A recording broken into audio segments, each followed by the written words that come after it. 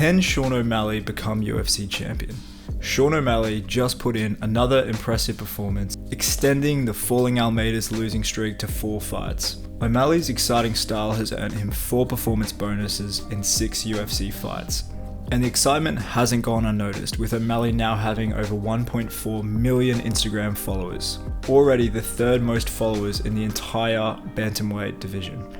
O'Malley burst onto the MMA circuit after knocking out Armenia's Kashakayan, now a top contender in Bellator's bantamweight division. Sugar was a ripe 22 years old when he made his Contender Series debut, coming in with a record of 9-0 as a professional MMA fighter.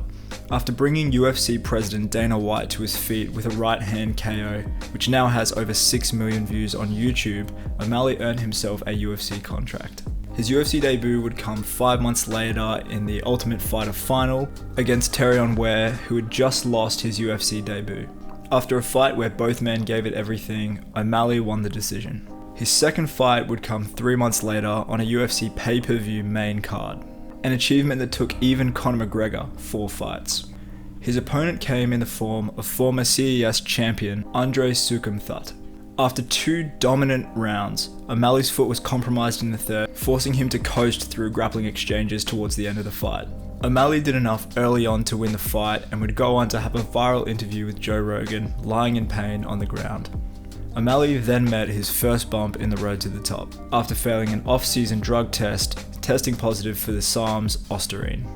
The levels in his system were enough to blame tainted supplements, only to have the same issue leading up to his fight in 2019, only to be cleared of cheating yet again. After a 2-year and 4-day layoff, O'Malley returned at UFC 248 to cap off the prelims against UFC mainstay Jose Alberto Quinones.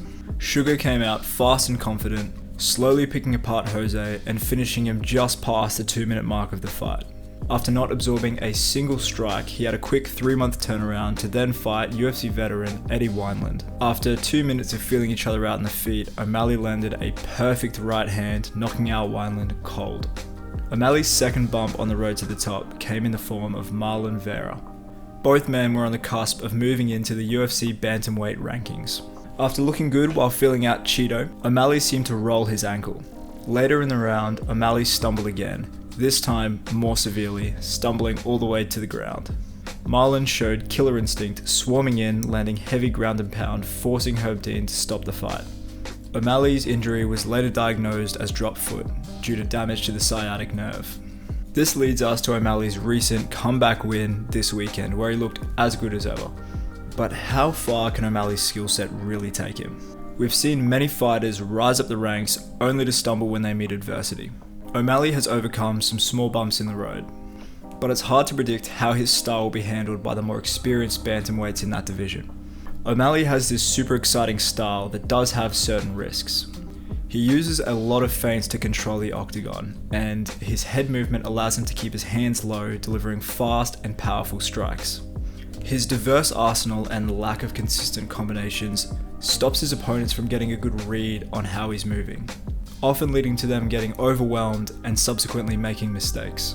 The problems may occur when he meets someone more composed who doesn't bite at his feints and just goes about acting out their game plan. Quick and often head movement has also proven to be a double-edged sword, occasionally leading to fighters leaning into oncoming punches. If the UFC continue to build O'Malley without throwing him in the deep end, I expect him to become an exciting ranked bantamweight in the next couple of years. Can he go all the way? Let me know what you think in the comments below.